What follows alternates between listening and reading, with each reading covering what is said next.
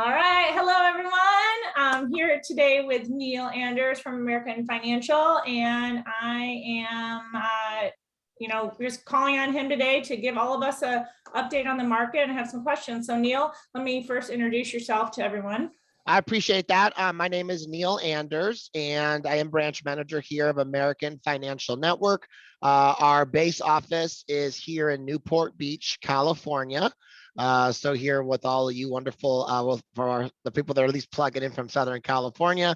And we'll get into a little bit about what I see kind of happening in the market and a little bit about us as well. But we are licensed in all 50 states, and I have been doing this for 17 years in the industry altogether. So I feel like I do have some great insights that I'm excited to share. Great. So I have 4 questions for you today, so I won't take up too much of your time. So the first one is, give us a market update. What are rates currently doing, and what do you project to see in 2022?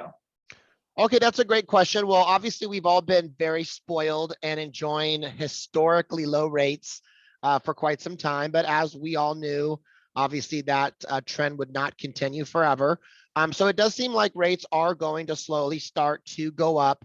In fact, last week, the Feds did meet and they discussed the tapering off of mortgage-backed securities. What the Feds were doing is they were purchasing at a very high rate mortgage-backed securities to keep yields low, yields high, to keep interest rates low. They were buying them at an unprecedented historic level. And at some point, they did state that they would have to slowly start to taper off of that. They basically, what they did last week is announce that they're going to increase the speed at which they taper off. It had been at 15 billion per month, decreased each month to now 30 billion. So they're going to taper a little bit faster of the purchasing of MBSs. They did also discuss a rate hike, and they announced they're trying to do it as strategic as they possibly can. So there'll be 3 rate hikes, the first coming here in 2021, and then 2 additional rate hikes throughout 2022. They did announce at their meeting on Wednesday that they would not simultaneously taper and do rate hikes at the same time. So they will try to keep them balanced so that it doesn't kind of have a shock to the market. But based on both of those factors, we can say with quite certainty that we will start to see rates start to increase throughout the end of December and most likely through all of next year. So I know you probably know what I'm going to ask next, but is it still a good time to buy, in your opinion? Well, definitely, because, despite people hear that and they say, oh my God, rates are going up, I missed my window of opportunity. I definitely don't feel that's the case at all. Overall, this is still the lowest range of rates that we've seen in over 30 years. And I think the key thing is couple still very, very low rates with the loan increase that we just had. And I think it still puts people in an extremely powerful position to buy. The loan increase, for folks that didn't hear that, they basically got 18% more money for 2022 to be able to purchase or refinance their home with this coming year. It's the single largest increase that we've ever had in US history. So maybe to kind of put it in perspective, as a first-time home buyer, someone can now buy a property with a purchase price as high as $667,000 with just a total investment of 20 grand, a $20,000 investment as a first-time home buyer, and you can go out and have a purchasing power of 667. Now that's in all areas. If you want to look at the high cost or high balance areas, which are going to be places like, LA County, Orange County, the Bay Area, you can actually, that loan limit went as high as close to $1 million, where a first-time home buyer can buy as high of $1 million property with only a $36,000 investment. If they're wanting to go FHA, if they want to use conventional, a $50,000 investment.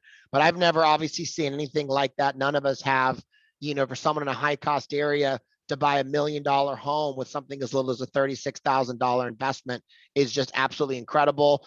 Those same high loan limits now apply for pulling cash out of your property, which a lot of people may be interested in looking into. There was an estimated $3.2 trillion in home equity increase in the last year. So there's a lot of money and a lot of equity that a lot of people are sitting on. Thank you for that. And I know it's going to be helpful for a lot of buyers out there, because there's still a lot of buyers wanting to get into their first home, or even, upgrade. So I think you probably already touched on it, but I'll just maybe have you reiterate. So with the higher loan limits, even with, the rates continuing to rise, you think that there are still good buys out there? So I believe you said yes, but I just kind of wanted to piggyback off of that, because Well, high I low do limits think is that huge. there's good buys out there. And just to kind of piggyback off, I guess the last statement that we kind of left off on, with $3.2 trillion that were created in the last 12 months for current homeowners, what a great opportunity to maybe tap into some of that equity and look at doing something like potentially an investment property. So I pulled up some facts on that. According to the rental report from realtor.com, they showed that rents are up almost 20% year over year in November. So the national median rent is reached $1,771, which is up over $300 from last year. So with rental properties going at record highs, that gives investors an opportunity to really tap in and look at generating some great profits, whether it be from a long-term rental, or obviously what's very popular right now is a lot of these Airbnbs and things like that. So I think that's a great area for people to look into. As someone wanting to purchase an investment property, you can do so with as little as 15% down payment out of pocket. Where do you get the 15% from? Well, if you're an investor, we're assuming you already own a home.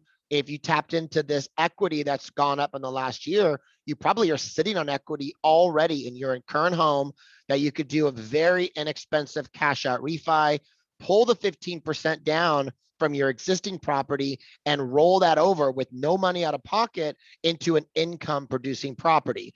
With the higher loan limits, it's giving you incredible options to pick pretty much any property out there to be able to tap into.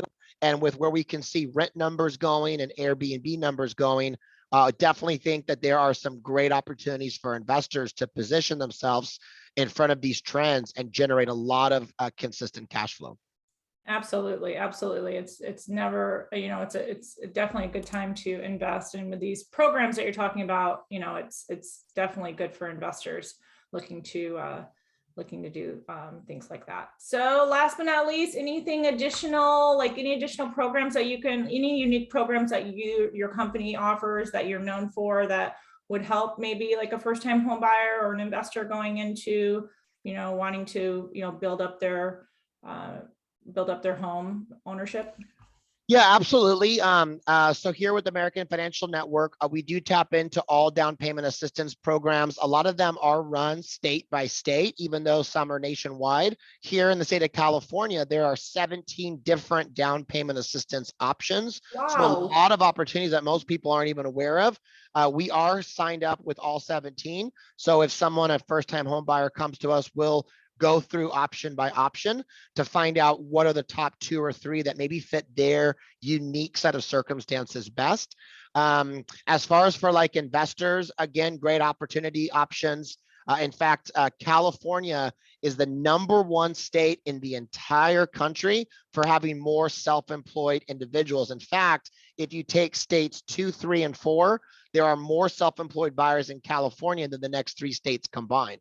So with all these self-employed buyers, it does lead to challenges sometimes with them wanting to buy homes or become investors. We felt that was a very big need. So we do have a loan program set up for these folks. 2 of the more popular ones would be either a bank statement type loan, where basically we don't have to look at tax returns, we don't have to request those. We basically are going to focus on the business bank statements or wherever bank that they do their majority of their business with, look at deposits and incoming cash flow and use that to determine income, which usually works out great. Now, for some businesses out there, maybe they deal a lot with more with cash. Maybe they don't put a lot into the bank. So we have a true no ratio product. It's basically what people, from years ago used to refer to as a stated loan. And what that basically means is no job listed on the application, no income docs of any kind that need to be prepared. We don't need a CPA letter. We don't need a profit and loss statement. Based on the fact if you have at least 20% down and a decent credit score of 680 or above, you qualify for financing. So there are programs out there, whether you be that first-time home buyer, someone that has a lot of funds and a lot of money, but maybe the way your business operates, it's not all on paper or in the bank, or someone that's just a true investor and wants to multiply, their residual cash flow through multiple properties. Either of those options, we definitely have lots of availability and programs for them. Gosh, it sounds like you have an option for everyone. So that's awesome. Well, I don't want to take any more of your time. I just wanted to give everyone out there a market update, but anything else you'd like to add before we end? No, I appreciate the opportunity. And I think there are so many programs out there. If something I mentioned, you have a question on, or maybe a program I didn't mention, we love to take a look at all individual circumstances. It's actually part of the fun here is to get creative and find something that fits for each person. So regardless of your unique circumstance, we'd love for you to reach out to us, let us run through and at least provide you some options so you know what kind of financing is available to you. Great. And I know just from experience, you've helped a handful of my buyers, and I mean, they've all been happy with your service, the programs, the communication. It's been a seamless process. So I appreciate it, and hope you have a good holiday. Thank you so much for having me. Thank you.